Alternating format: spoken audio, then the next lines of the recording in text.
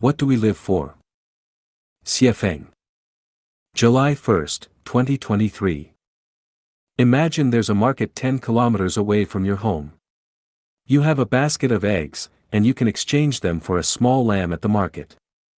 There are 3 ways to get to the market: walking, riding a bicycle, or driving a small car.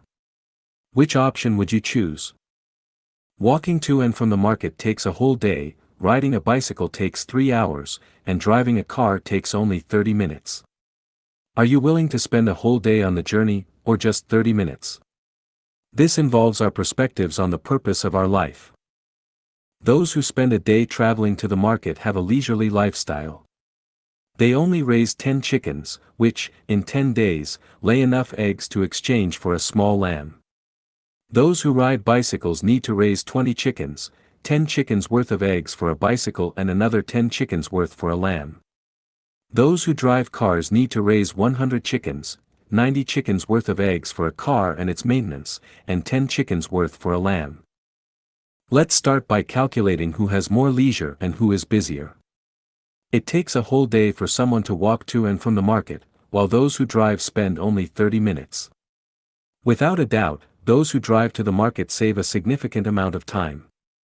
However, those who walk to the market only spend an hour each day feeding chickens, whereas those who drive spend 10 hours a day on this task, as they have 10 times the number of chickens as the ones who walk to the market.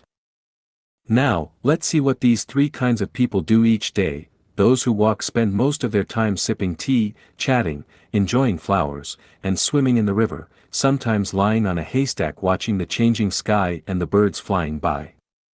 Those who ride bicycles spend 2 hours feeding chickens and have some time left for tea, chats, flowers, swimming, and gazing at the sky.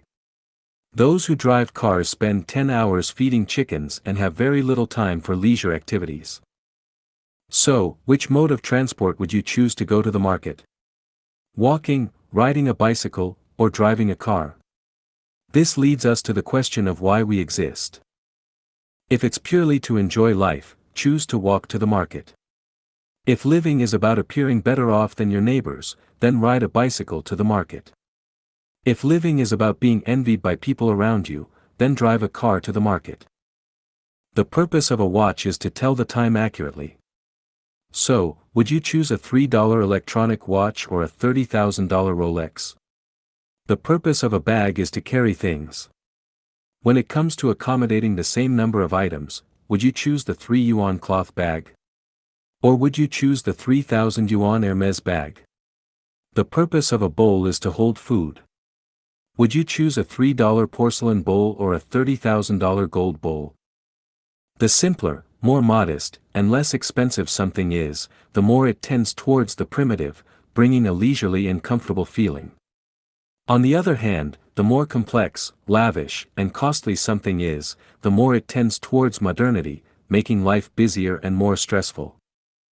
Whatever possessions we have will always occupy our time, energy, and mind.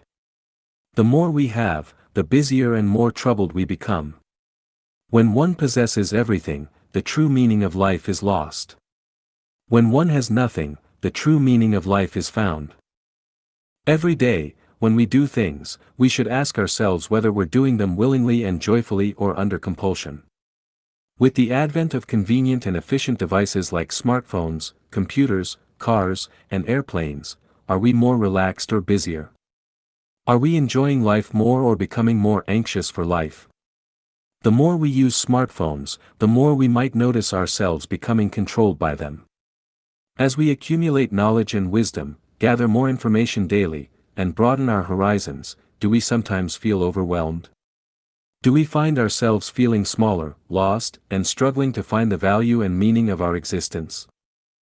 Have you noticed that we're becoming increasingly reliant on smartphones? With the development of technology, especially the birth and advancement of artificial intelligence, there might come a day when people suddenly ask, where are the people? Where am I? Are we conversing with ourselves or machines? In the end, it's out of our control, just like we can't part with our smartphones.